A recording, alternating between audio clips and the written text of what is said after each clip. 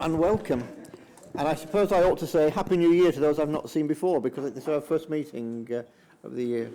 So we have a number of apologies. Joanne, you've got those. It's from Councillor Mandy Shilton-Godwin. Thank you. Chair's announcements, item 2. There is no urgent business, but can I apologise in a sense that we had to cancel 2 meetings, one because of PERDA, the general election overtook events, and then the January meeting, again because of the follow-on for the general election. There was no business to discuss that had been brought through the CA, so the decision was taken to cancel the meeting. So I apologise for both of those meetings, lack of them, not lack of interest, and I've had an email from one colleague who's very unhappy about the fact that we've had to defer a number of items. So it's a matter of circumstance and gives none of us any pleasure on that one, but a matter of necessity, I'm afraid. Item 3, declaration of interest. Well, presumably we've all signed the appropriate paperwork previously, so unless there's anything on the agenda specifically. Thank you. Item 4, minutes of the last meeting, 14th of November, almost history now. But, someone present with the correct record. Thank you very much. All right, item 5, the town centre update. And I think this is your report. Thank you, Chair. We had a report in November, I think it was, at our last meeting, and since then quite a lot of things have happened, particularly in relation to government announcements around funding for town centres. So we thought it would be useful to bring the report to you, but then also try to have some discussion around what sort of role you would like this committee to play in future development of town centre policy and the town centre challenge in particular. That is the Mayor's initiative. So just quickly to run through, and things that you all know, we know Greater Manchester as a place is full of towns. We have lots and lots of towns which we've identified there, and our whole history has come about because of the way our towns work together. So they're very important at a local level, they're very important to local people. It was a mayoral manifesto pledge of Andy's to actually work to try to help some of our towns, or all of our towns if possible, actually have a more certain future. So what I will touch on is some of the work that we're doing around that, so the spatial framework and how important town centres are for that, town centre challenge, town of culture, and then pick up some of the wider government announcements, and then have maybe a few issues or questions for you.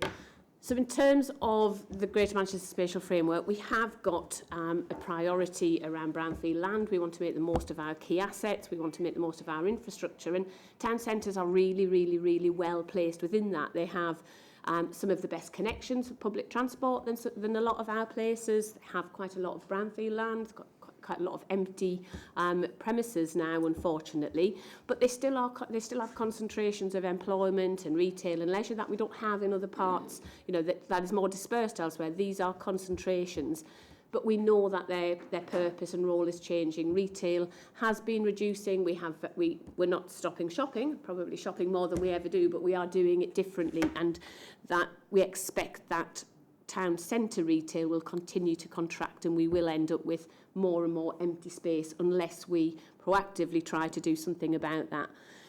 But we also know that we need to build more houses. We haven't been building enough houses, although we did last year build more than our target for the first time since 2007-8, which was good. A lot of those were in the city centre of Manchester and Salford and were high density development apartments. Outside of the city centre, we don't have very much demand or market in our town centres, and it does feel as though there is an opportunity to make our town centres more attractive for people to live in. They have a lot of services there, they're well served by public transport, so it's a little bit surprising perhaps that they're not more attractive. We have got viability and value issues, but part of our strategy is to say how do we make more of our town centres, how do we get more housing into our town centres that then protects some of our more important green spaces and prevents us having to develop in Greenbelt as much as as much as we were thinking about, and which we know people aren't very keen on, and starts to reflect ambitions of districts around their town centres. So the spatial framework will continue to support, and I think one of the things we would expect and like this committee to do is to help us shape the policy for the spatial framework in the next version of the plan. The last time town centres was quite a retail type policy. It didn't really talk about town centres as places and the importance of them, and particularly for local identity and pride. We have got some Greater Manchester initiatives around town centres, so we are aligning some of our funds, and we've been looking at, for example, putting some of the surpluses from the Evergreen Fund towards districts to develop plans for their town centres. We've focused some of our Planning Delivery Fund, which is a grant we got from government, to give revenue support to districts to do some of the work, because you can't just regenerate a town centre. You do have to have a strategy. You've got to understand what the issues are. Quite often you have to acquire land, or so that there's lots and lots of work that goes into it. The Mayor obviously announced his Town Centre Challenge in November 2017. The whole purpose of the Town Centre Challenge was not to tell districts what to do, but to say how, invite districts to come to him and say where might it help for him and the CA to be involved with the work of districts, to give more focus perhaps to work in town centres. If we needed to acquire land, for example, is that something the CA could help out with? And, perhaps the most advanced of our Town Centre Challenge centres is Stockport, where the Stockport Mayoral Development Corporation was announced in September. The new chair was announced in January, and they're continuing to make strides. They'd already done a lot of that work, obviously, before they were part of Town Centre Challenge. And then in December, I think, yes, it's on the screen, we had the inaugural award of the town centre, the Town of Culture, and Bury was the successful town. That will be something that happens on an annual basis, and that is trying to, I suppose, celebrate, but acknowledge the role that culture plays in. It's not all about buildings, it's not all about shopping or employment, it's what those places mean to people, culture, theatres, and all of the things that go along with that. And then, obviously, in local terms, lots and lots of work is happening. These are all master plans and strategies in lots of our districts. We know that districts have been working on town centres for lots and lots of years because they are so important, and that it's about placemaking, it's about public realm, it's about getting people being able to walk around and places being accessible and nice places to be, as much as about what is in the buildings that are in town centres. And that's where lots of the work at a local level is being focused, and we're trying to work with districts to bring more value to that where possible, or to help districts do that when they perhaps haven't got resources, which is an issue across, the 10 districts.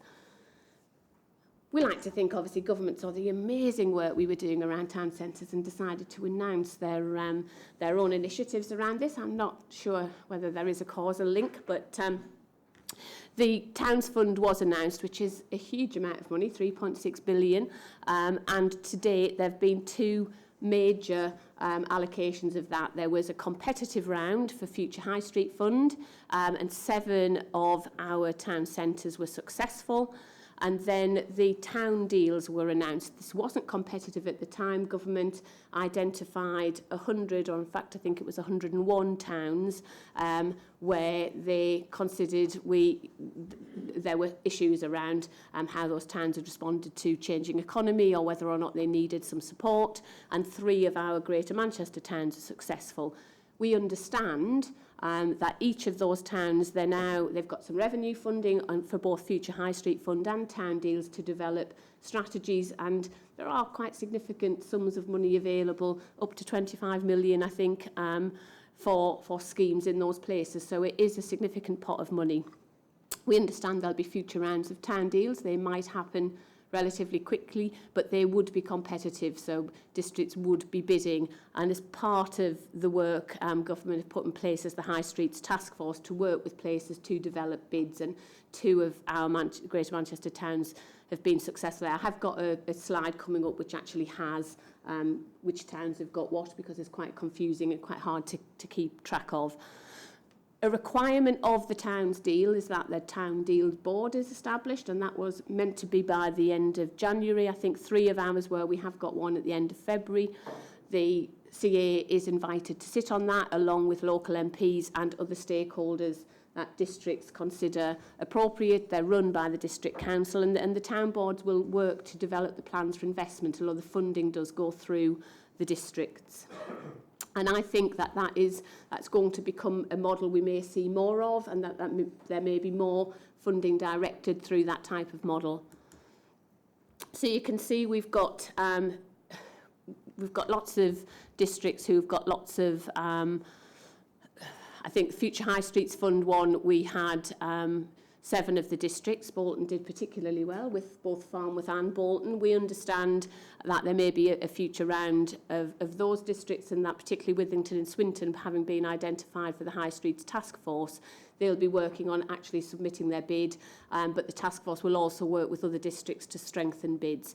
So a range of funds across the piece. It is a little bit uneven, and I think we have got a couple of districts, and it's Bury and Tameside, who stand out to me as not having been as successful as other districts there. So that's something that we would be talking to you about and saying, what can we do? Is there anything we can do? Was there a problem with the bidding? Do you think, do you think you know why you weren't successful? We haven't had that feedback because all of that feedback goes back to the districts. But if we could share that, I think that would be helpful. So I think there are lots of challenges, there's lots of opportunities, and everybody wants town centres to be better. But we do know we have got an issue around viability of development. So brownfield land generally in Greater Manchester has viability issues. But in town centres we have more of a problem because actually we haven't got the market, particularly for housing, if we were looking to bring that forward, and we're having to work, I think, as the public sector to make that happen. And what we're trying to do all the time is learning the lessons from the city centre, really, that you can get a lot of new housing, but actually if you don't plan the infrastructure that supports housing, so people who live in town centres and city centres do actually want similar levels of amenity. They do want open space, they do need schools, they do need health facilities, things that aren't always in our town centres. How do we make sure that if we're bringing forward housing, we're also bringing forward those facilities that make them good places to live? We're working with transport colleagues around transport, but there are wider infrastructure issues. We have got resource issues across the piece. I think the funding that has come from Future High Streets Fund and the Towns Board is helpful for those districts in giving them some resource, but actually it's uneven across the 10, so we can't harness that to help the 10 because it's gone to districts, and some districts have been successful and others hasn't. And I think that that's something we maybe at Greater Manchester level could help to even out a little bit. One of the issues is actually development is quite hard to do sometimes and takes quite a long time, and you don't always get those really tangible outcomes very, very quickly, and people get frustrated. But equally, I think we've done Town Centre Challenge for a little while. If we're not making progress on that now, maybe is the time for us to start thinking, do we need to do that a little bit differently? And I know some people around the table have ideas about that and are keen to talk about how we might be able to refocus Town Centre Challenge. And there's some of the things that I think we could usefully maybe talk about today. So I think any questions, obviously, but what I would like to know from the committee really is this a useful place for us to try and share some of the things that are working in some places so that maybe we can be taking that back into others? Is this a place to be able to, for you to be the champions of identifying where there might be opportunities in town centres that we might not have seen? Because there's still, sometimes I think it's quite difficult to give up on the idea of what that town centre was and say it's going to move to something else. So we're holding on sometimes to sites that we think are for employment or we think are for retail, and actually maybe there are other uses what we could put those to. We could be using the committee to monitor Town Centre Challenge activity as we go through and almost challenge that and challenge us to go back out and do things differently, and also to let you aware of any funding opportunities both within GM or from government, but more about where there might be Greater Manchester funding opportunities coming forward. and, as I said at the start, help shape the next GMSF in terms of the town centre policy. So that's me. Thank you for that whistle-stop tour of accommodations. Any questions? Councillor Robinson.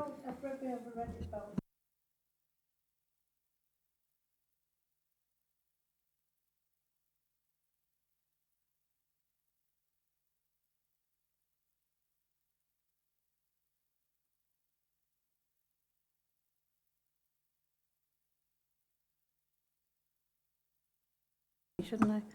Yeah, it's 5.18 on page 22, and this is Manchester School of Architecture.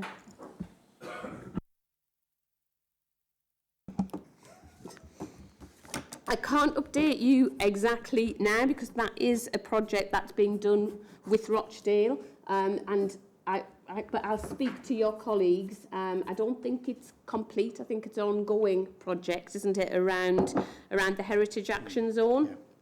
And that funding has been quite recent, so I don't know that there's any outcomes of that yet, but I'll certainly find out any information and circulate it to the committee. No, it's. I'll save you doing that job. It's just that in case there was something I could take back to my leader. Yeah, I'll do it. Okay, thank you. Thank you. Councillor Billington. Hi there, Councillor Billington, Stalybridge South on Tameside Council.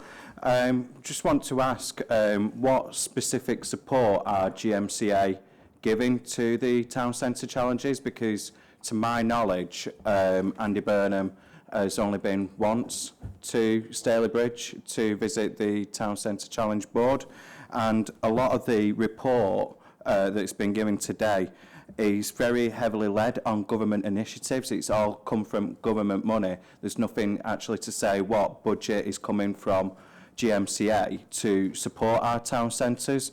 There's a lot which is gone into Stockport, but not in our towns like Stalybridge, Oldham, Rochdale, Wigan and Bolton, etc., which seem to have just totally glanced over. The rest of the money has just come from central government, not GMCA. So what support is GMCA giving to our individual towns?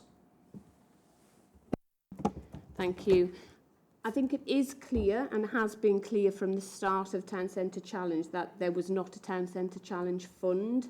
The purpose of Town Centre Challenge was for the Mayor to respond to requests from districts about the type of support or help they felt he personally or the CA collectively could give to help their proposals along the way. So that's how we've been developing Town Centre Challenges, waiting for districts, contacting them obviously, but working with them to say, what is it you think we could add to this? Is there anything we could add to this? We have been aligning GM funding. There's not one single pot, but we have been using, for example, the Planning Delivery Fund or some of the evergreen surpluses when districts have come with specific asks that meet the criteria of those funds.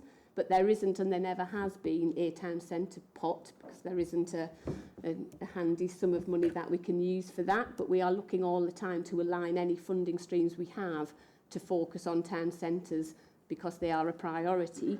But we will respond to requests rather than, we're not putting out funding bids and asking people to compete because we haven't got a funding pot to do that. Okay, so there's not a funding pot, but there's clearly resource allocated. So what resource is being allocated to towns outside of Stockport? I'm not sure that we are allocating any particular resource to Stockport. We have a small team, so David Hodcroft, who works with me in the planning and housing team, are leading the work on Town Centre Challenge. We respond to whatever request we get. That might then involve people in our property team or investment team who then work on that particular issue. We have been working with Stockport on establishing the Mayoral Development Corporation, so we've been using legal advice from here, but Stockport have done the vast majority of that work, and if people are unaware of it, the principles that were established for the establishment of Mayoral Development Corporations were that the district pick up the cost of establishing those, other than the CA will provide the legal monitoring officer for that role. So there isn't an enormous amount of CA resource or revenue resource going into, sorry, Julie.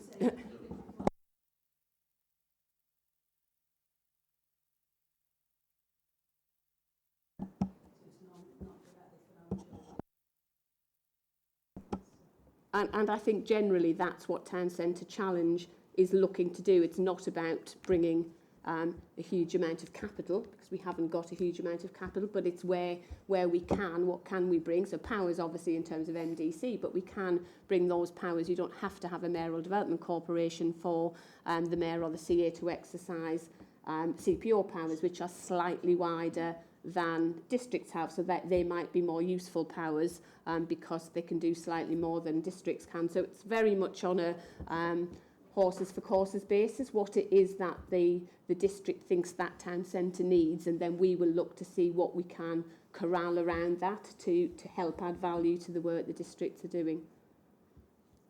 Thank you. Councillor Pearce. Oh, right, here we go. Yeah, I should say, Adrian Pearce, Tameside, Stalybridge North, so particular interest in the town challenge in Stalybridge. Can I just take up on your point? And I'd sort of, I recognise that Tameside hasn't been as successful as it would have liked. And I think one of the issues perhaps is around resources and sort of staff resources. And perhaps as a smaller borough with a larger number of towns, it is one of those in one of those positions where it's difficult to allocate resources across and allocate more resources to one area than another in terms of getting those sort of planning frameworks in place that I think are absolutely essential to the further development of the town. So I would welcome any sort of I would welcome a meeting sort of with our officers and senior members to see how we can reinvigorate that effort, and also any initiatives on, as you mentioned, sharing experience, because obviously I think although Stockport is a very different example of what of the type of development and way in which the town challenge can be used.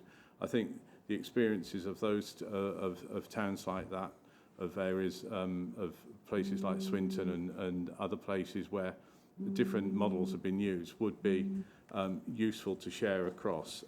I think it's also one of the difficulties, I think, is where there's still a reasonable turnover in staff. I think in local authorities, and actually getting people to understand what exactly the town challenge is about and where the resource has to be put initially to actually release other resources has not always been easy. So I'd welcome some sort of wider support in terms of the council on that. And finally, on the spatial framework, obviously, absolutely, we just speaking last night, in fact, about the review of ward boundaries and things in Tameside. And obviously, one of the key elements of that is projections on town centre development. And so, I think anything we can do to make that clear, and also to support the town centre as key to the sort of housing numbers and also sort of places of meeting places and cultural centres, I think would be useful. So I think it's a mixture of support sort of and also sort of learning from experience, but also, I suppose there's also what we can do in terms of delivering housing numbers and how quickly we can do that, which I think we'd like to move forward on. Do you want to respond to that? Just very quickly to say we would welcome the opportunity to meet, and after this meeting we'll be in touch and set up a meeting. We know that you've already contacted the mayor about that, so we know it's something that Tameside are very serious about, so we will be in touch after the meeting. Excellent, thanks for that. Thank you. Councillor Gribben? Thank you, Chair. I've got to say it's my first meeting of being here. I've never been able to come in the past because of shifts, so it's nice to actually arrive. So thank you for having me and thank you for that presentation. I'd just like to ask about the retail side that you did mention. Because obviously it's a tricky one nowadays for different town centres and even our city centre. Today I was reading with interest about the shares for Into, who own the Trafford Centre, have nosedived significantly. The results have been obviously quite poor. And they've mentioned about the fact that they co-own the Yarndale Centre, which they are now looking at something called competitive socialising, which I've never heard of before. It's a new one to me. And so what I was going to ask was if you've got any idea what that would be. Now, obviously, it's not a GMCA, I accept that, but if you've got any idea what it means, and also whether that sort of thing could be not only in the Arndale Centre, but also into town centres. I've never heard of it. And so I thought I'd ask whilst I'm here, because it's a brand new one to me. It's two great buzzwords, but if you've got any idea, I'd appreciate it. No, I've run out of steam now. That's it. It's pressure's on. To interrupt, they did say that they're going to vacate two of the main areas in the Arndale Centre, so it looks like it's going to be two substantial units that are going to be available. But then they said competitive socialising, and I've never heard of anything like that. To me, that's just restaurants and bars, but that doesn't mean it's right. So.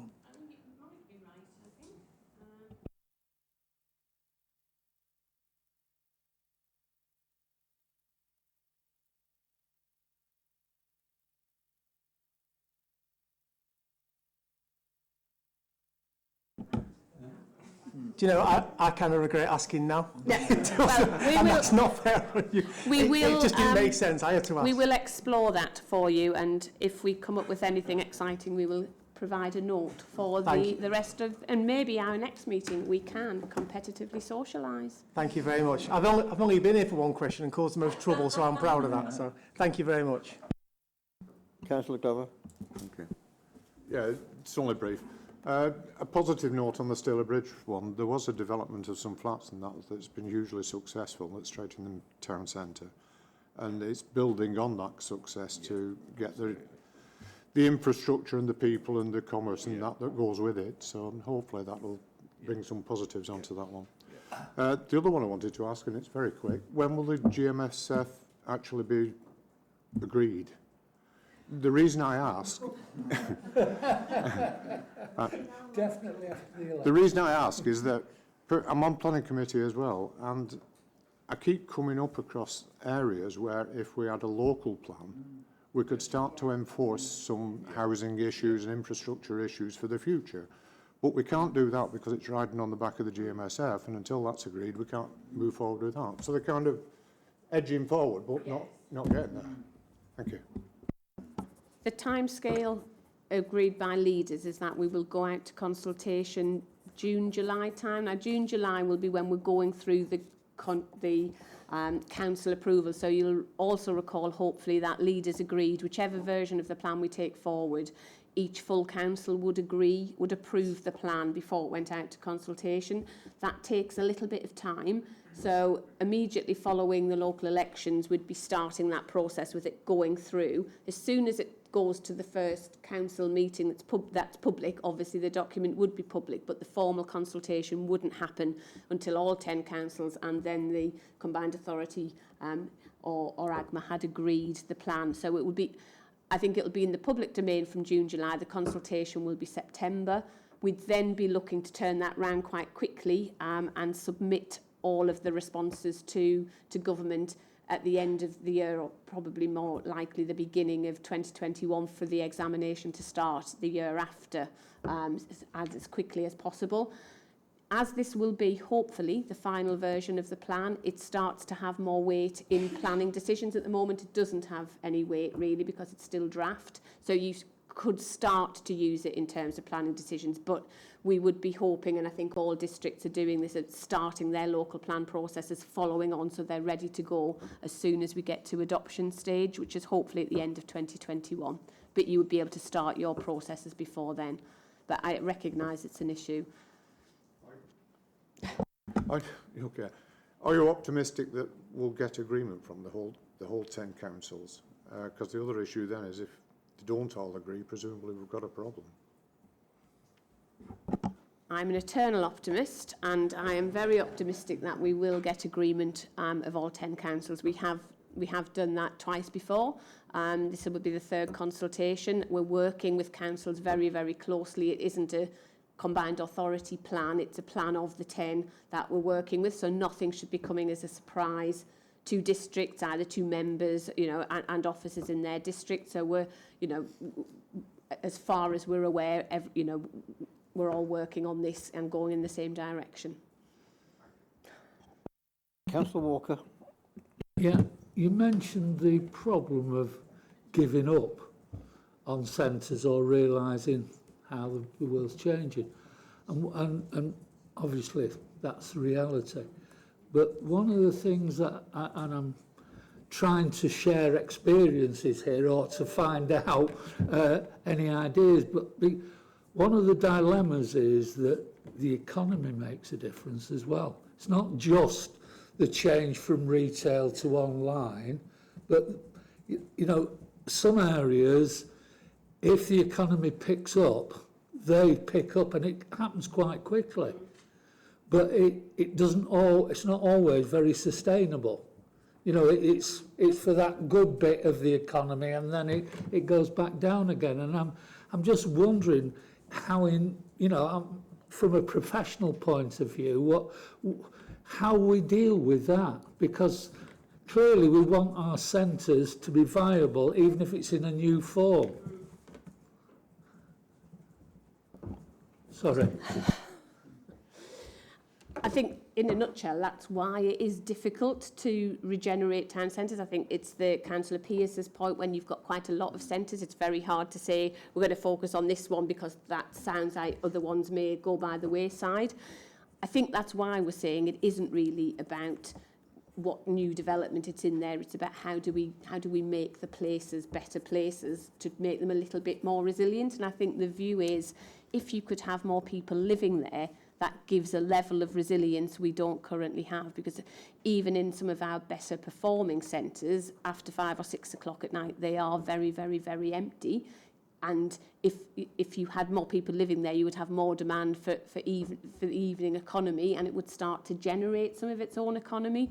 But obviously, our centres are very, very affected by the general economy that the town or the area is experiencing, and people have disposable income of various levels. I think it's interesting that Stockport, where we have a more affluent population, still has significant issues in the town centre.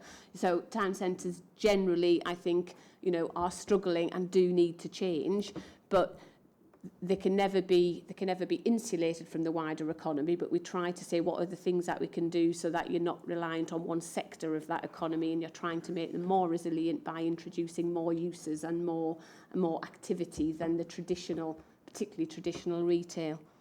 So with my hat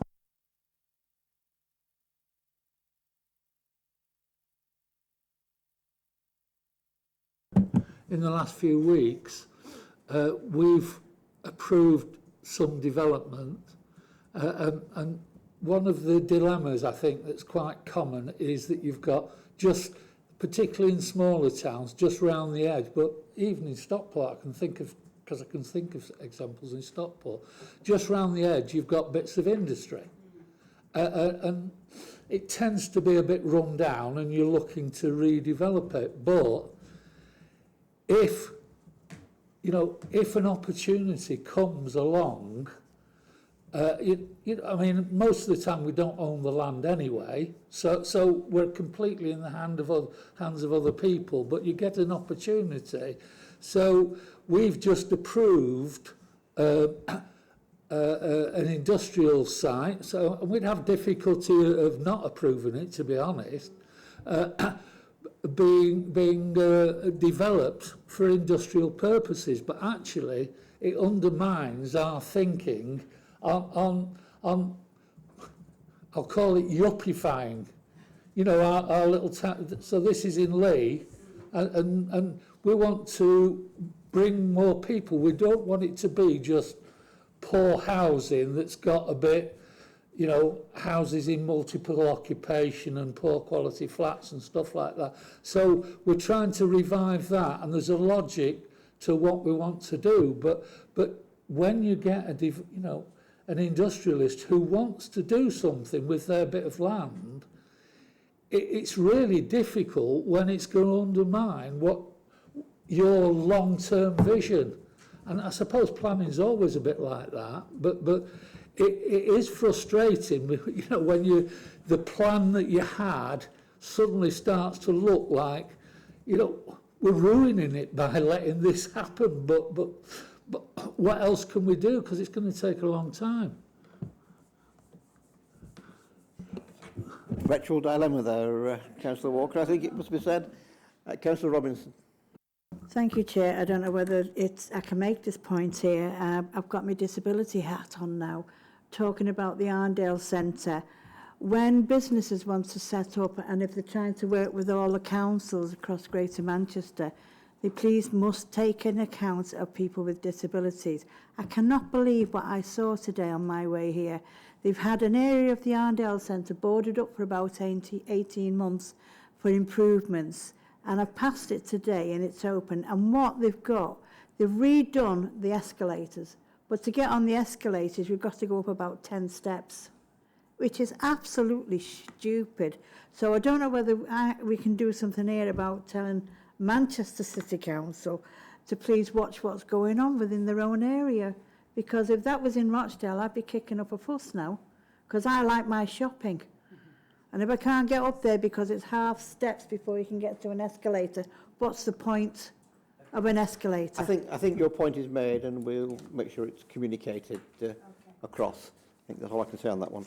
I do have an apology, as was said earlier, from Councillor Shilton Godwin, who raises a couple of points. I think you've been copied in on those. What I'm going to suggest is if you could deal with those points and perhaps respond accordingly. That would be helpful. Sorry about that. That's all right. We'll wait for you, Fred. Don't worry.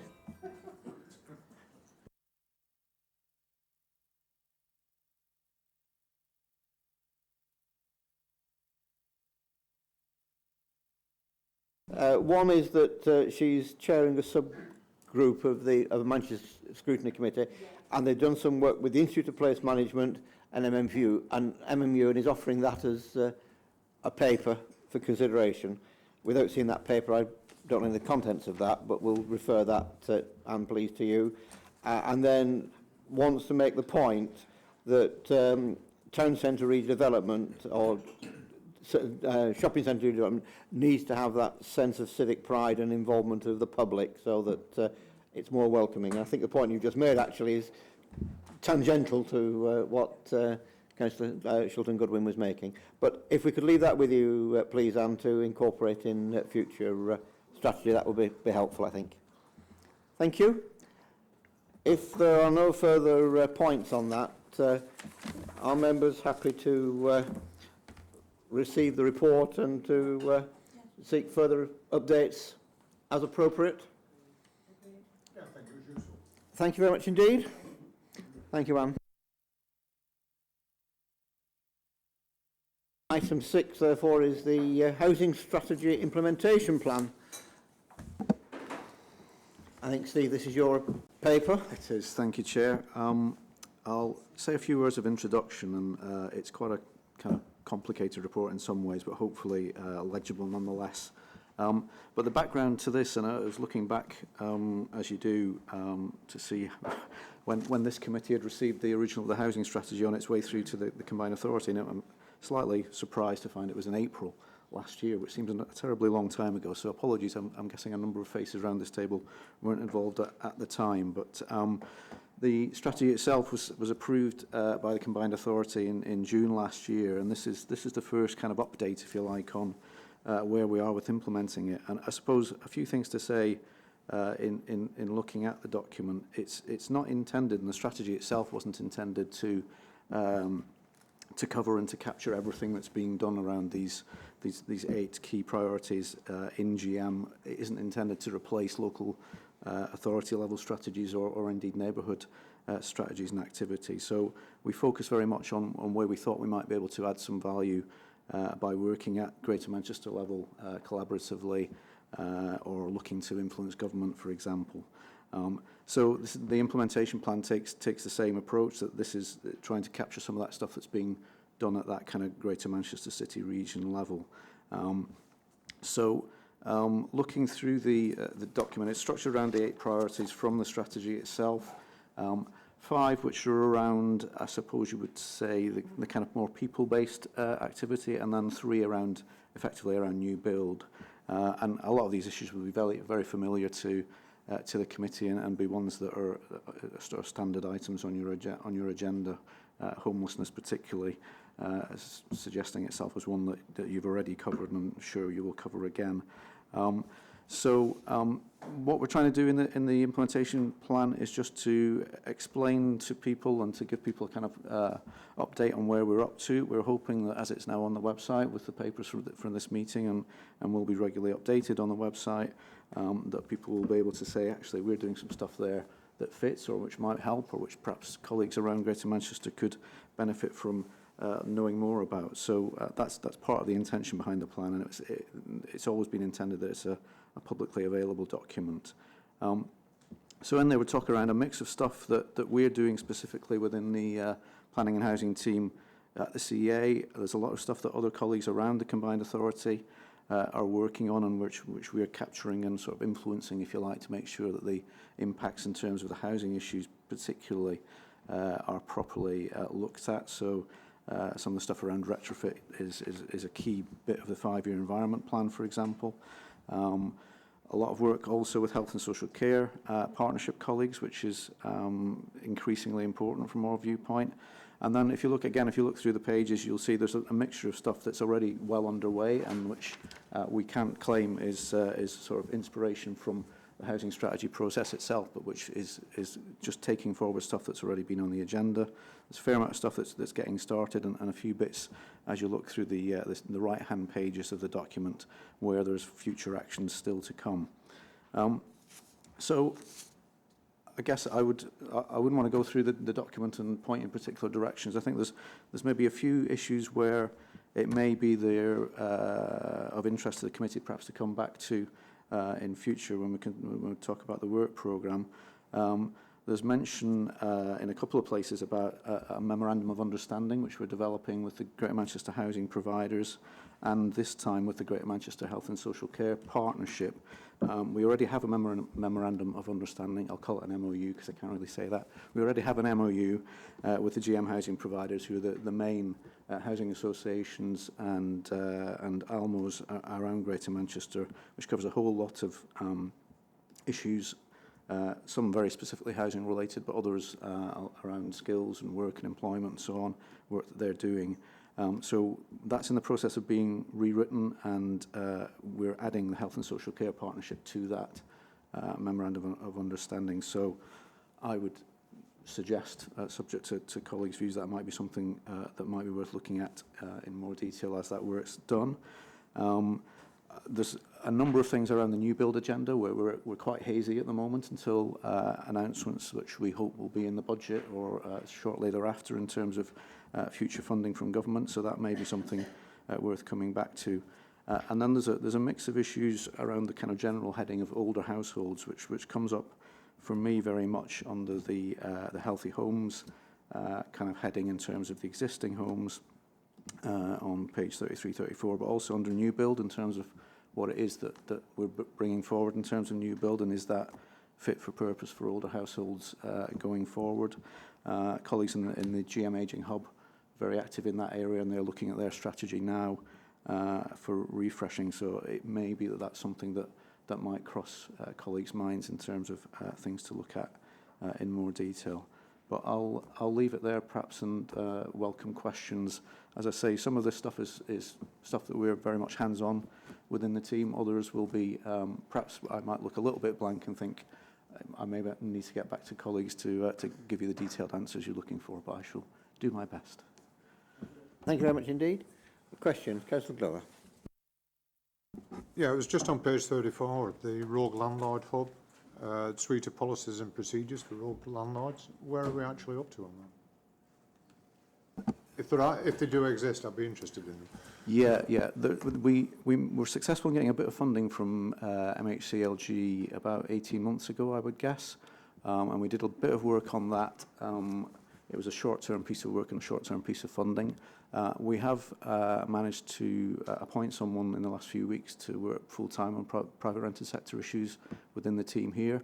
So that's one of the things on her agenda. But 3 weeks in, she's not quite got there yet. But it's certainly, really the thinking behind that is that legislation does move on. There have been changes in areas like being able to apply civil penalties to landlords who's not conforming to standards. And the capacity we know in districts is limited to take some of that work forward. So if we can shortcut some of that and save people doing things 10 times and do them first in terms of drafting up policies that can then be adapted and adopted locally, then that seems like a good use of our time to do that. So that's a kind of ongoing priority for us, yeah.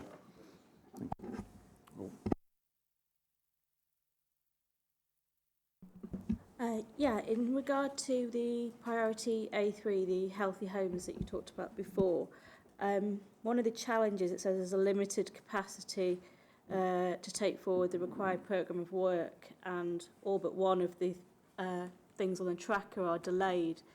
What do you mean by a limited capacity? Is there a lack of resources or something else?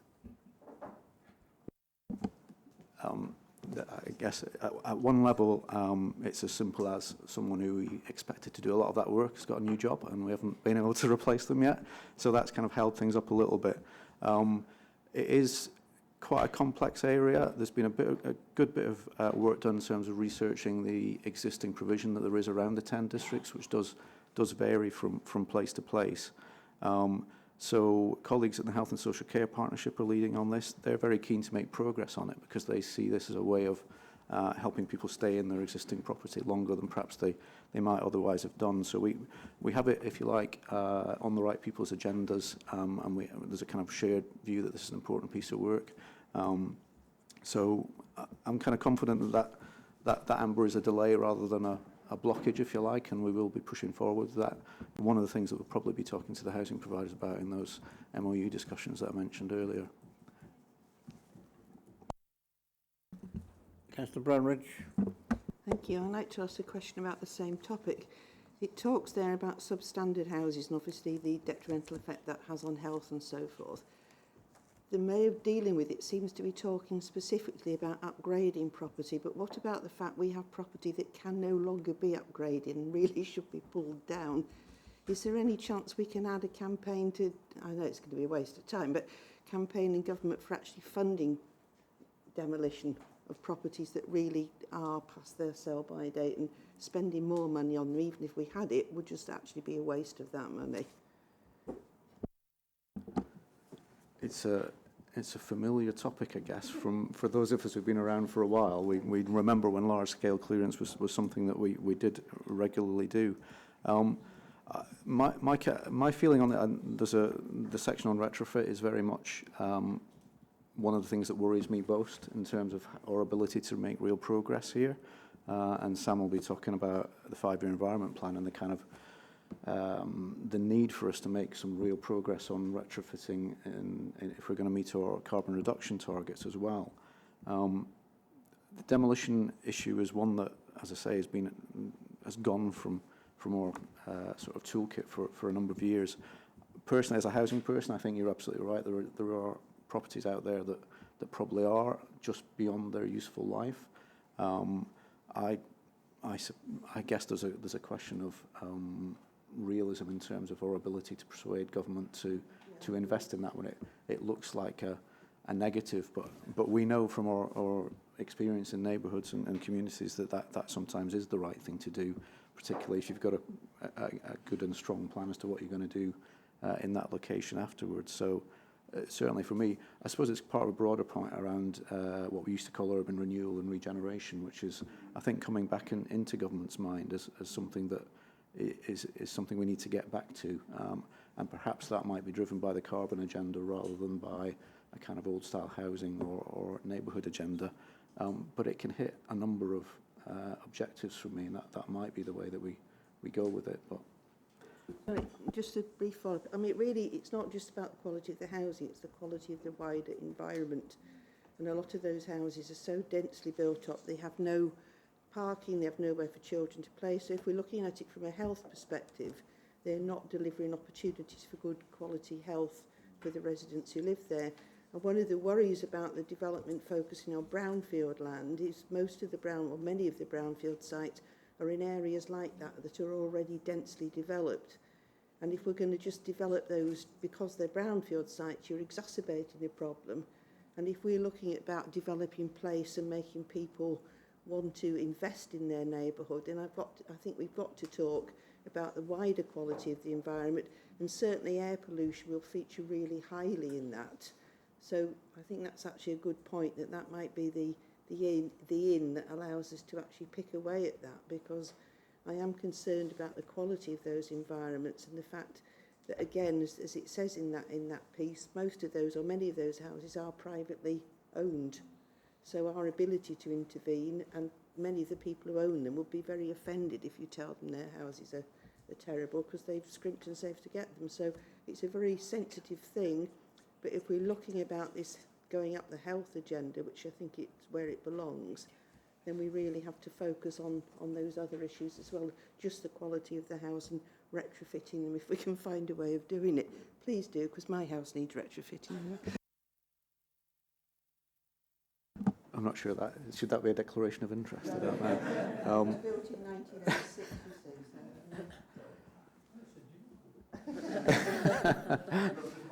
I think I'd be in a similar place to Councillor Brownridge on a lot of that. I think that those points you make about the link between density and building in brownfield, areas or sometimes already quite high density locations, we do need to think about the quality of the place that is creating, because some of that brownfield is almost a negative as it currently stands, but there are places where that is actually used as quite valued green space for local communities. So we need to be careful about that. Thank you, Councillor Billington. Hi there. Just to follow on from Councillor Glover's point about rogue landlords, and I see that we've got the Good Landlord scheme. Would that cover social landlords too? Because as a councillor, I actually receive more complaints about properties relating to social rents rather than private, and it just seems there's been quite a bit of focus on the private rented sector, but I think there needs to be some work done on the social sector as well. Interesting point, actually. I guess the short answer is no, because the Good Landlord scheme, I guess, the purpose is there as part of a wider set of initiatives around the private rented sector specifically, and the different kind of levers and legislative tools that we have that apply to that. There should be other ways of getting the right interventions in with social landlords, and maybe that's something we need to think about in terms of the MOU discussions. That our influence with registered providers should be more direct, if you like, and they have those kind of social objectives written into their purpose. So, but for me, the standards should be applying across its people's homes. The standards should be the same, and if that's not happening, then personally, I'd be interested to know more about that, to maybe have a think about how we take that forward. I can give you some examples that I might say. Sure. Councillor Griffith. Thanks, Chair. Thanks, Steve. That was this is very informative, and something I just want to touch on that Barbara mentioned before regarding retrofitting of properties. Just looking for the future of kind of car sales, because we're looking at getting rid of petrol, diesel cars. What are your thoughts on putting charging points on the houses that we retrofit, and obviously new builds as well, because they are something which in time we're going to be crying out for, seeing as we're going solar electric? I think that's an interesting point. I mean, I think there's something there about taking the opportunity, if you like, of this retrofit huge task that's in front of us, and actually thinking carefully about what that actually should deliver in terms of the changes to the properties that we're looking at. And part of that will be confined by the kind of business models, if you like, that we can come up with that allow us to get the funding in either from householders or with householders or direct from public resources if that's where we end up. But thinking about what it is, so we say retrofit and we talk about carbon reduction, we talk about improving the quality of the properties. I think everyone would say, yeah, that's fine, but specifically, what does that mean? What is it that we need? I don't think we're in the realms of making every property a passive house, because that seems A, unattainable, and B, diminishing return starts to feed in. But then you do start to ask questions about, well, okay, while we're doing that, this is a chance to make some of those changes that we know we'll need to make that have that kind of wider impact. And I suppose I need to declare an interest here, because I've just recently bought an electric vehicle, and I've paid with some government grant behind it to get a charging point installed, which is fine. I've got a driveway I can put it on, but if you don't have a driveway or a private space, what does that mean? What are the solutions that we'll need to find to make that viable for more people than it currently is? So yeah, for me, we need to make sure that our investment or plans for improving the places that people live aren't just driven by, if we can get Sam to get a big bag of cash from government for carbon reduction, that's great, but we shouldn't just restrict ourselves to the things that carbon reduction immediately drives us to. EVs, obviously that's part of the driver, but there may be other things around ensuring that they're accessible, ensuring that they're suitable for people who are moving into the 60s, 70s, 80s and beyond, because we all know social care terms, that's a huge plus for us in terms of giving people the opportunity to stay in the homes that they tell us they want to stay in. Thank you.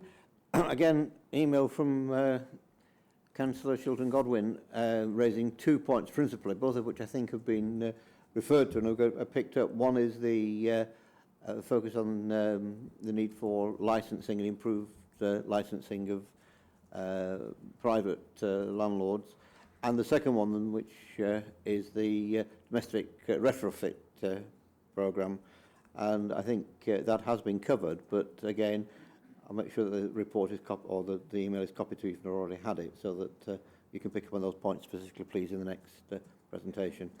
Are there aspects of this report that members wish to examine in more detail? I note on the cover of the report it talks about a 6-month reporting cycle, so we should be able to keep on top of these subjects. Are there any aspects in particular that members wish to highlight? Councillor Robinson. Yeah, I think it's to do with around, we're talking about what happens in the future and planning.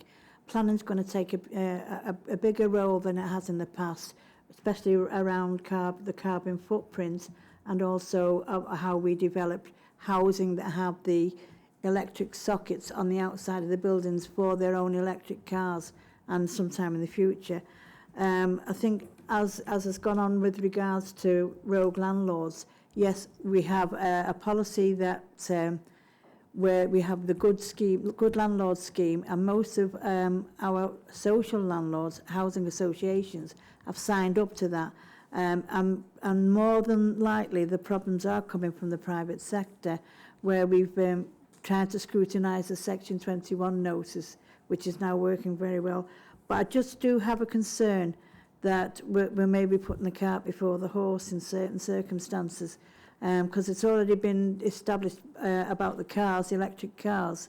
I'm concerned that maybe sometime in the future we can have a better update on the problems that have come up around these developments that there's already cropped up in some documents that we've not seen yet.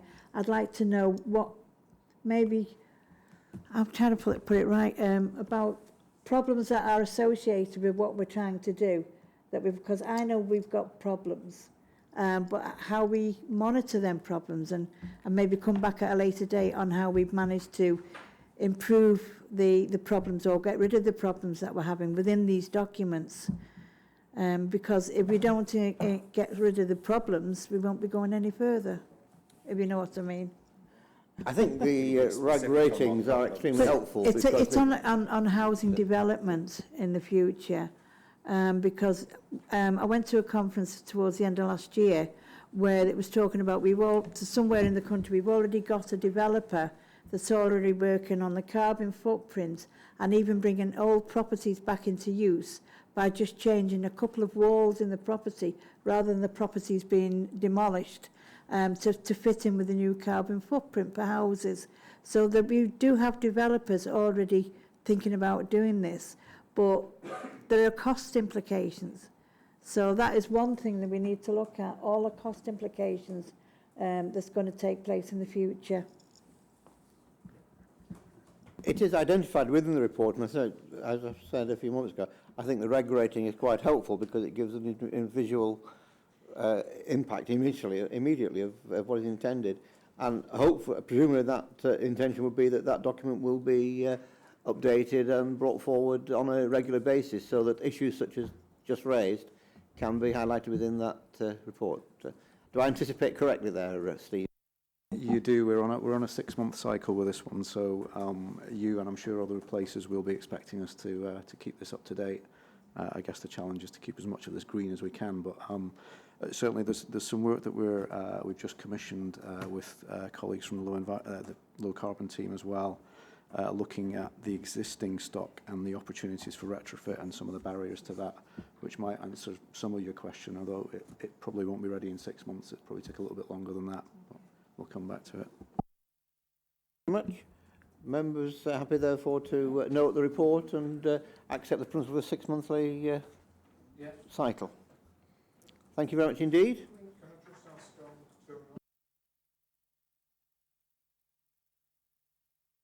Health estate in that context is referring to the estate of the land and assets owned by the National Health Service, I think. If that makes sense. Hopefully that's if that's the bit you're...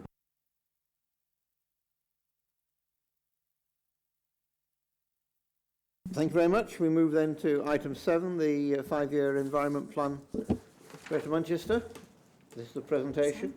Yes, Sam, thank you very much, and good to be here today to talk about 5-year plan, just coming up to a year after we published it at the Mayor's Second Green Summit last March. So I'm just going to try and cover 3 things relatively quickly so we've got time for questions.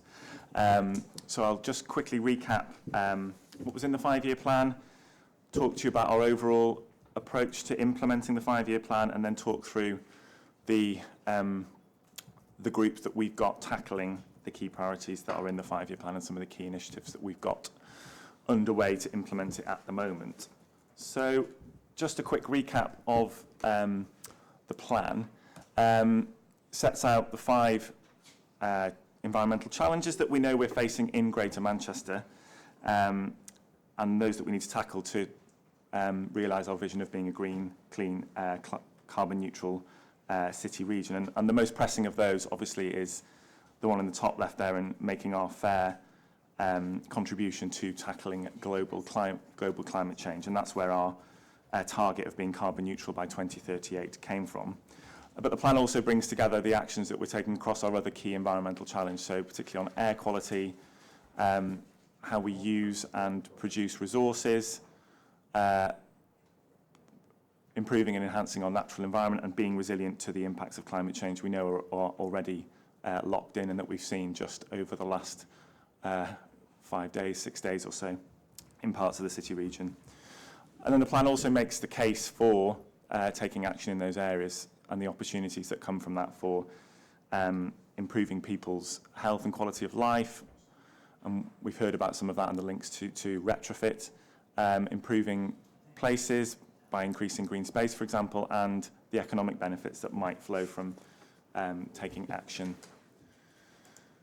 So the plan doesn't sit in isolation. I think what's really changed over the last 12, 18 months with declarations of climate emergencies by the combined authority and local authorities is the integration of the environment into all of our other plans. So we've been hearing about the housing, implementing the housing strategy, and how our environmental ambitions are part of that. We know that they're a key part of the spatial framework. They also are key, was a key, and what the Mayor focused on in launching the local industrial strategy last summer was clean growth. So I think over the last 12 to 18 months, environment has really become integrated in all of our plans for Greater Manchester for the future. Just a quick reminder on the 2038 carbon neutrality aim in the 5-year plan, which is really probably our highlight and the key thing that's driving action. So we were the first city region to develop a science-based pathway to carbon neutrality, and that was using work by the Tyndall Centre at the University of Manchester. And on these graphs is the culmination of that work in a recommended carbon budget for the city region up to being carbon neutral by 2038. We did some modelling work at the same time as that to understand the possible pathways for achieving that in Greater Manchester. We use a model called Scatter to inform the sorts of actions that we need to get close to or to deliver on that proposed carbon budget. And there's a couple of lines on that graph that show different levels of interventions that get us close to that line, but those are really dramatic interventions that and we'll come on to some of those in a minute, that still do not get us to that budget recommended by the Tyndall Centre. So you can see the scale of the challenge that we're facing through that, and the gap that's still there between what we think can or could be achieved in the next 20 years versus what the science is telling us we need to do. And in the bottom right, that just illustrates the speed with which we need to take action. So we need to halve our current annual carbon budget for the city region over the next 5 years, which is a huge ambition, but that's what the science tells us we need to do. So this really tells us that the scale of change that's needed in across everyone in the city region. Those models also tell us where to focus our efforts, particularly as we've been hearing on retrofit on domestic and commercial building heat. They're the sort of red and pink parts of that graph. Industrial emissions and particularly private transport. So it tells us where we should be focusing our efforts and where we can have the biggest impacts, and some of those are on the left-hand side there. So more local renewable energy, better efficiency of our domestic properties and commercial properties, and shifting domestic transport behaviour. I mentioned some of the scale of the changes that modelling work tells us about, and these are just some of the changes that would need to happen for those for us to get close to meeting our carbon budget. So you can see some of those, the scale of retrofit that's needed, the scale of industrial emissions that's needed over the next 20 years, and the top left there, the scale of additional renewable energy generation that we need from solar and phasing out of gas. All of those aims are also interconnected between what we do on energy generation, can also obviously fight climate change and tackle air quality. If we're retrofitting buildings to reduce their carbon emissions, there's also opportunities to through, for example, sustainable drainage or green roofs for them to contribute to making us more resilient to climate change. So there's some real linkages between our different areas of work here. And here's just some of them. These are all our priorities in the 5-year plan, and just some of the complex interrelationships that we need to be aware of as we implement it.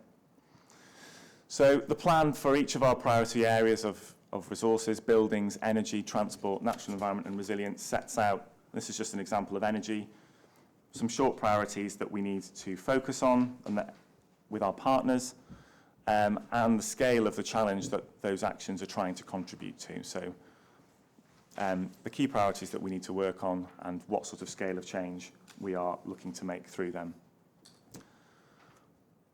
So on to our overall approach to implementing the 5-year plan. You can see from some of those slides how complex and the linkages between the different areas of action and the different priorities we have in the plan. So our key approach really to implementation is not something that the combined authority or the local authorities can tackle on their own, and we need action from individuals, from businesses, from community groups and other organisations in order to be able to meet our aims. So the plan is really aiming at being a framework for action for all of those groups of people across the city region, and also as a tool for making the case for government where we don't have the tools available to make some of those changes, for example, on domestic retrofit. So we also have a set of areas in the plan where we know we need to be more innovative. So that's in supporting innovation in technology, more innovative approaches to funding and financing, and Steve's spoken about some of the business models and developing those for retrofit. We need to continue to build on private and public sector partnership, recognising that we are not going to do this as a public sector alone, but we can provide leadership to do that and lead by example. How to engage residents and businesses across Greater Manchester is a key challenge for us, and helping support residents to take the right decisions and educating them. So we need to recognise that as a particular challenge as well. And if we realise all of the ambitions in the 5-year plan, that means a different set of skills in our workforce as well. So these are just some of the broader challenges that we need to tackle as well, that cross-cut all of our actions in the 5-year plan. So because of that, the plan sets out our mission-based approach to tackling our challenges, and that's about bringing organisations together across traditional boundaries, across sectors, to deliver on our challenge and on our mission to be a carbon-neutral city region by 2038. And that's really the guiding principle that we've used to implement the 5-year plan, that we're not going to do this together, and we need to bring people together in new and different ways to tackle our challenges. And this Clean Growth mission was launched by the Mayor in our local industrial strategy. So we've translated that into our governance of the 5-year plan. So this just shows you how we're now set up to make that approach a reality. So we have a Green City Partnership board led by Andrew Weston, Councillor Weston, that comprises local authority membership as well as non-local authority membership. So we have representation from United Utilities, Electricity North West, Cadent, the Environment Agency, Natural England. So key local partners are represented on that board. Beneath that, we have a set of challenge groups. So they are focused around the priority areas within the 5-year plan, and they are chaired by members of the Green City Partnership Group, and they report directly on progress to them. So the challenge groups are tasked with taking forward the actions in the 5-year plan, monitoring progress against those, tackling specific issues, so really driving forward actions in those areas, and they report on a quarterly basis to the partnership board. Beneath that, we have a set of task and finish groups which are time limited, focus on particular problems to be solved, or pieces of guidance to be developed, or funding bids or delivery of projects. So we have more time limited task focused sets of stakeholders, not just from the combined authority but from across businesses and third sector organisations across Greater Manchester working on those. So we really have embedded a sort of collective Greater Manchester approach, and that's been translated through our how we've set ourselves up in our governance.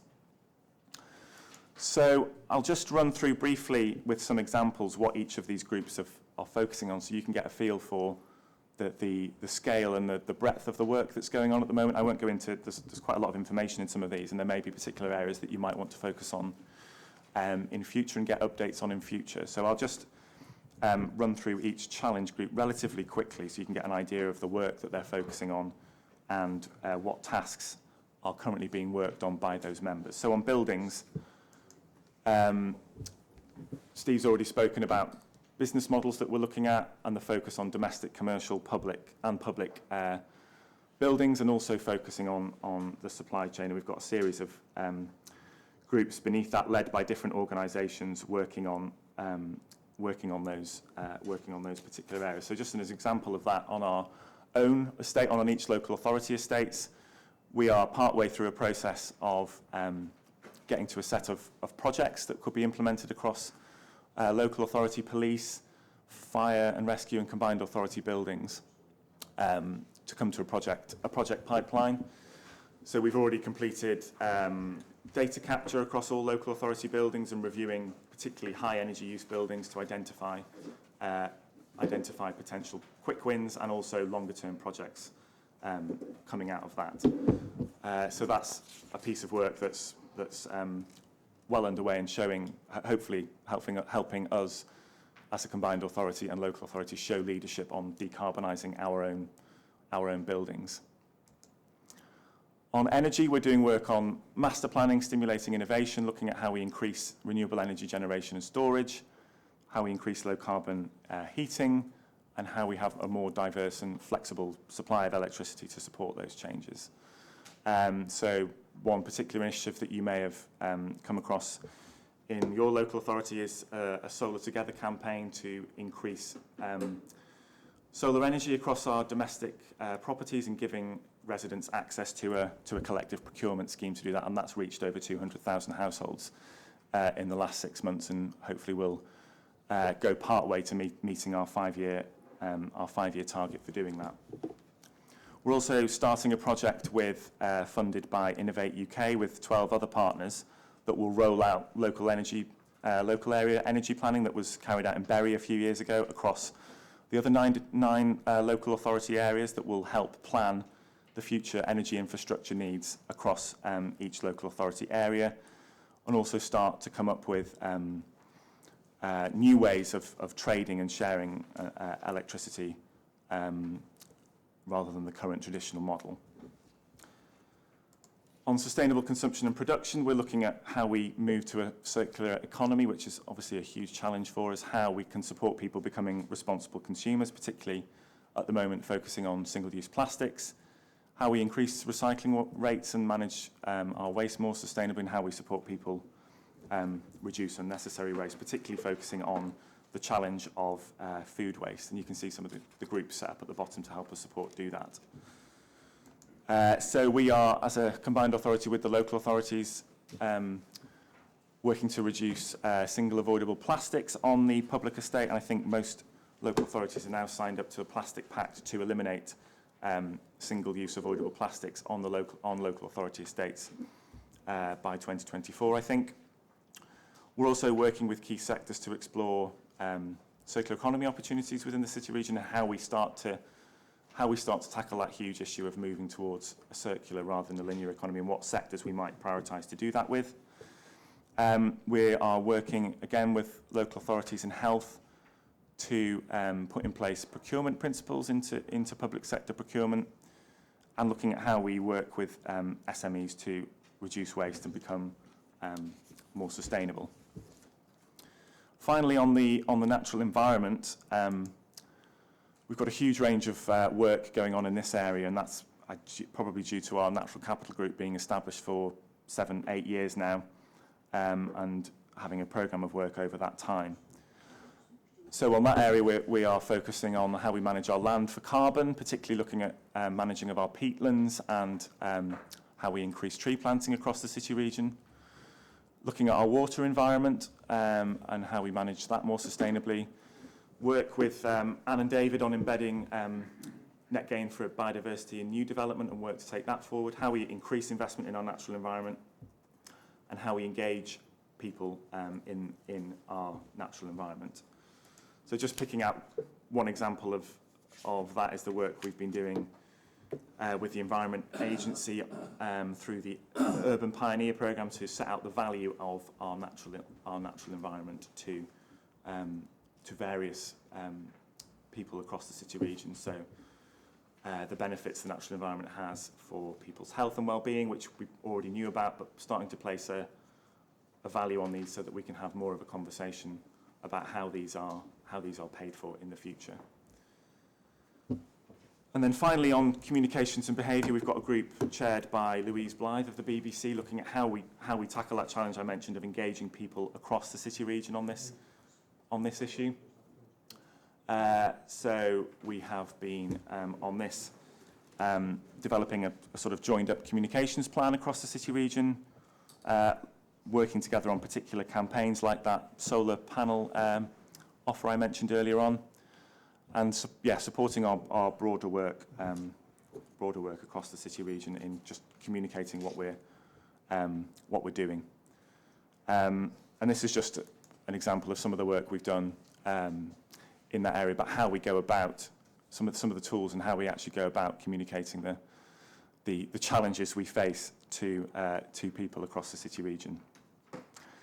In terms of reporting, so I think Steve mentioned how they're going to be reporting on implementing the housing strategy. So we report to, and I can send these round separately. This is just an indication of how we're reporting every quarter to the Green City Region Partnership Board.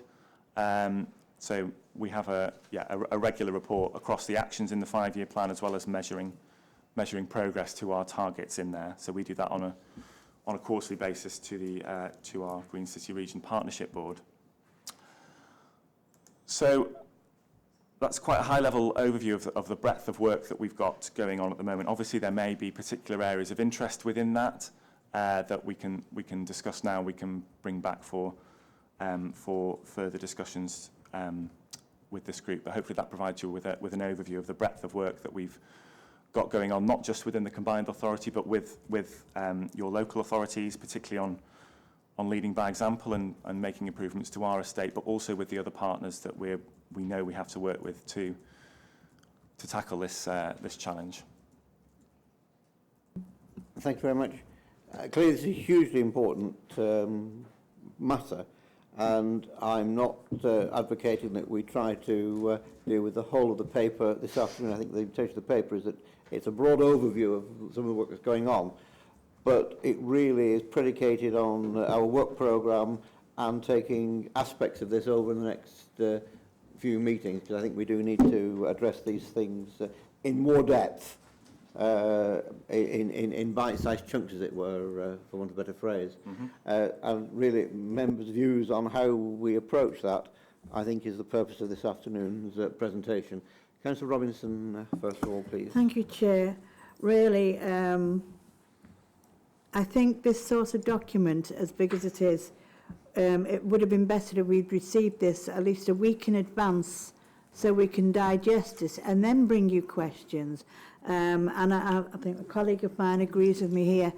We can't do that today because we need to digest it. A couple of things I do want to bring up, though, is regarding what's happened with people that have bought solar panels for their roofs, and then the companies have gone bust, or they've been told they can't go on the national grid, so they've lost out 2 ways in getting their money. And the other one is on the phasing out of gas boilers. Well, I hope for future reference it'll be borne in mind that whatever we have in the future has got to be as cheap as gas, because boilers are expensive now. They're going to get even more expensive once you phase out the gas ones. And I just got concerns about the elderly within our communities that are only just managing to heat their homes as it is, let alone having to change and buy new boilers.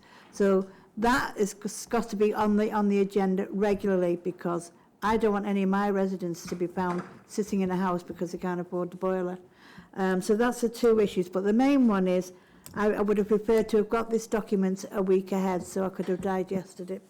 Thank you. I think that point is well made, and what I was going to ask was that if it could be circulated electronically to those who are not here, so that all members of this panel, including substitutes, have an opportunity to at least view it and to submit any comments and observations. But if we could think about how we want to tackle in the future, I think that is the real purpose of this afternoon's presentation, given the scope of the wide-ranging scope. Councillor August, please. Yeah, I think we should have had this earlier as well, but I do have a few questions on the actual document. And we talk about peatland restoration, but I think that, how does that square this strategy with the GMSF, where we're planning to build on peat bog and take peat bog out of Manchester, given it's one of the greatest ways of retaining carbon?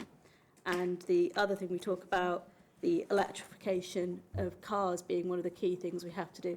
How does that square with us taking away free charging in Manchester and becoming one of the most expensive places to charge in the country? I feel like some of this is completely contradictory to things that other parts of the GMCA are doing. So I wonder if this has been done in coalition with anybody, really.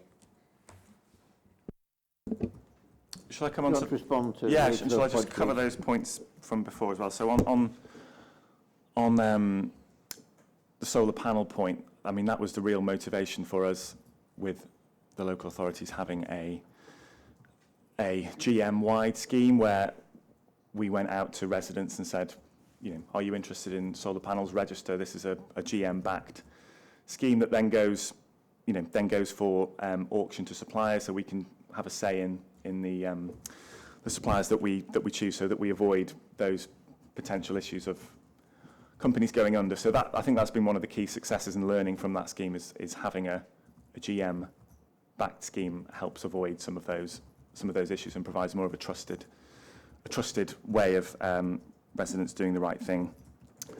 On the phasing out of gas boilers, I think I completely agree with that, and obviously through the business models that Steve was talking about in terms of developing those as part of retrofitting homes, we need to make sure that's affordable for residents that can't afford to retrofit their homes in that way, and that they're not penalised. And that's one of the key things we'll need to pick up with government in talking about how we fund retrofit and how we meet that phasing out of gas boiler deadline without disadvantaging residents who can't afford to pay for it. On the points on EV charging and peatland restoration, on EV charging, I think we are doing work, particularly through the GMSF, to support to require EV charging to be considered within new developments. I think I probably need to pick up with TFGM, and colleagues probably are better informed than I am about sort of the recent contract and changes to electric vehicle charging network in Greater Manchester. So I'll perhaps have to come back to you with a better answer on that one. In the spatial framework, so we are through proposals on biodiversity net gain that are in the spatial framework, that would provide for, and when that hopefully becomes mandatory from government, provide for the provision of habitats lost through development, and then more so being offset, either if they can't be provided for on site, being provided for off site.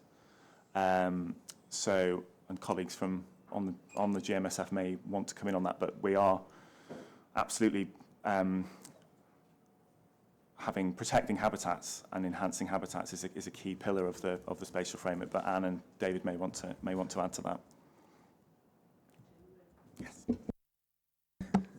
Just very quickly, I mean, we're very aware that there are 2 or 3 sites in the spatial framework that may have implications, particularly for peat. So there's a lot of work going on in those districts looking at that, and in terms of whether those sites stay or not, or what the allocation boundaries of those sites are, will be informed by the results of that work around whether, you know, whether it's degraded and we wouldn't lose anything, or whether there are some real issues there. So the ecology unit are very involved, but we are working very closely with environment colleagues. We recognise the concern, and that is something we'll be quite explicit about in the next version. If there are changes, why? If there are not changes, what evidence we have to support that.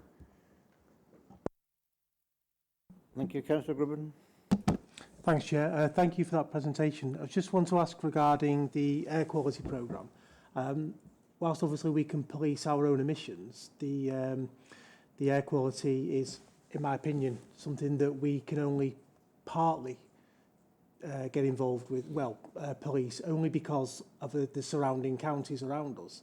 So what I was going to ask is, how much interaction do we have with them regarding their policing of it and so forth, with the view to the fact that obviously it's not a physical wall which stops on the boundaries, so anything coming from their area comes into ours and so forth. So how do we police what goes on around us?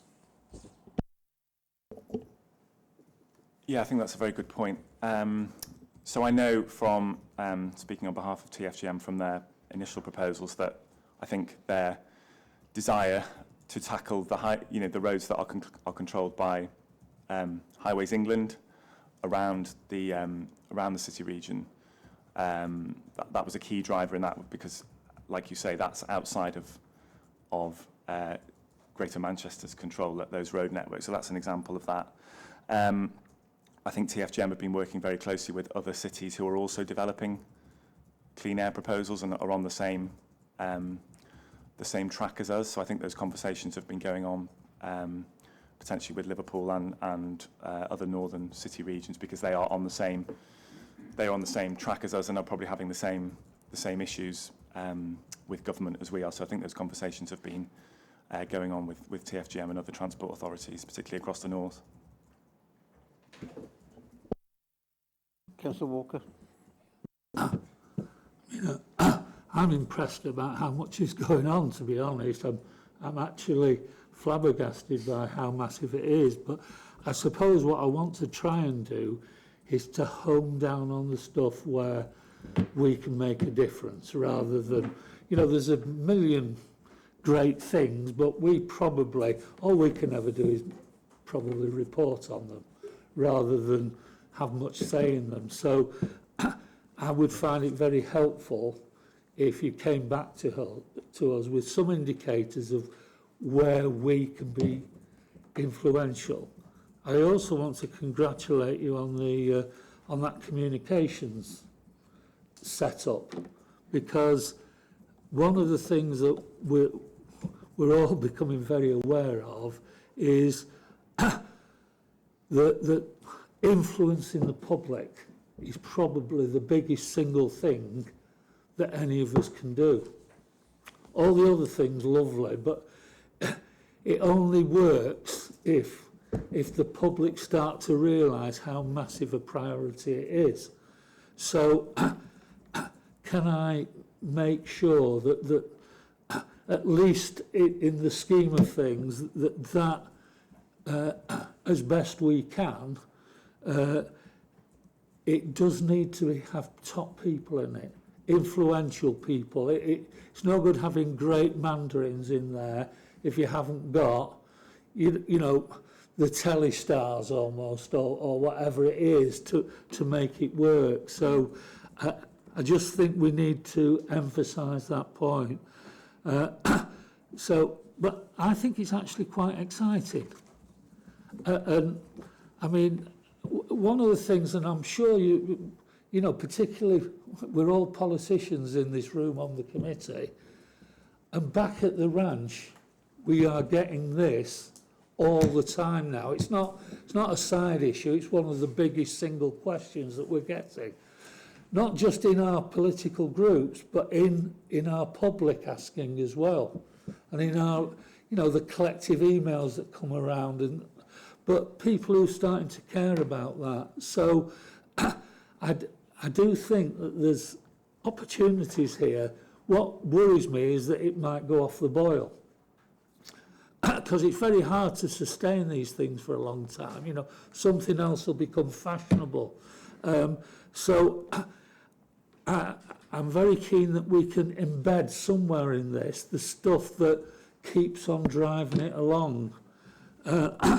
But just to go back, my starting point would, when you come back to us with this, give us a list of the stuff where we can be truly influential, rather than where we're just going to be on the fringes. Thanks. And I think, from hearing the discussion so far, I think home heating, retrofit and EV charging infrastructure are obviously key issues. I think from our perspective, the work that we're doing on the public estate in Greater Manchester, lead by example, with each of your local authorities, would probably be very interesting for you to get into the detail of, because that will be concluded over the next couple of months. So I think that will be a particularly interesting area for you to get an update on. Yeah. Can I just mention as well on EV charging, because we actually had it at planning committee this Tuesday, a particular estate, which we approved. But one of the dilemmas, because we've got nowadays, as you get parking not attached to houses sometime, you've really got to consider making sure that they've got the facilities for EV charging. But today there is not one single plug that works for them all. I mean, it's worth reminding ourselves that, and I know it's in the minutes there, we've only got 3 charging points across Greater Manchester, and one of those is bust. I think that's how I read it. So let's not get too worried about what we've, our past in this is completely horrible, but that's going to require government intervention. This having different plugs. So a colleague of mine, he and his girlfriend have both got electric vehicles, and they don't have the same plug on them. I mean, if you haven't got one, you don't know these things, but suddenly it's crazy. So, and these, and the adapter costs like more than £1,000, and it only adapts from one. It only adapts between 2. It doesn't do them all. So we are in a crazy world, and I do think that's one of the things that we can ask Andy on our behalf to challenge government about, because that's so simple and basic. I mean, thank God we stopped. Do you remember when all our phones, every phone you ever bought had a new charger? I've still got a drawer full of them, and I bet everybody else has in their house. But, it was that crazy. And we're still doing this today with electric vehicles, different sockets. I think your point is made. Yeah. Thank you. So I would particularly ask, though, that Andy has a go nationally about that particular issue. Councillor Mobs, please. Thank you, Chair. I noticed on the diagrams and details about the task and finish group that in a number of those instances, EU is cited as a possible source of funding.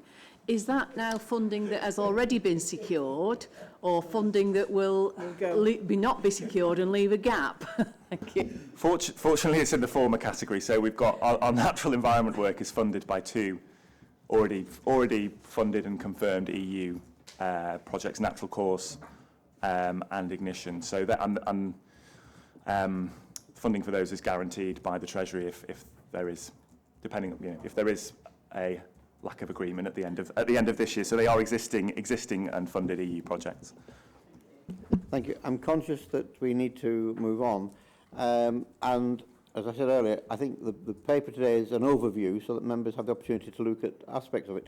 But what I really would like to take are suggestions, not necessarily now, but certainly a response to officers as of some urgency for future agendas as to the areas that we want to explore in more detail. And we'll ask all members of this committee to submit their thoughts on that one. Can we email them into? If you send them, please, to Matt or John. Thank you. Members happy with that as a way forward? Thank you for that report. We come then to item 8, which is the work programme, and you'll see we've got a full programme for the 19th of March. The one question I ask is that there is an item there on the spatial framework, and if your earlier comments, Anne, is that going to be pertinent at that meeting, or is it something that we could reasonably defer and have a more meaningful conversation post-May? All I would say to you there, ladies and gentlemen, is that that does mean that members of the committee have got an opportunity to submit thoughts on the item we've just discussed as a possible substitute item for that next agenda. So that puts a little bit of pressure on you to give some thought to it and not just to file it away until the next meeting. Also, Chair, the Mayor's invited to the meeting in March, and the Mayor will be making a presentation on his Greater Manchester strategy. Right. Splendid. Thank you very much indeed. Members happy, therefore, with that as the basis of the agenda for the next meeting? But we will make sure that this is circulated, and all members are reminded that we want input into it as to the areas that we think are the most important for future meetings. Okay, thank you very much indeed. That brings us to item 9, which is the register of key decisions. These have been circulated and are on the appropriate websites. Unless members have got any particular points they wish to raise, they're there for noting. And therefore, item 10, the date and time of the next meeting is the 6 o'clock meeting on the 19th of March. Could I therefore thank everyone for their attendance and contributions and declare the meeting closed.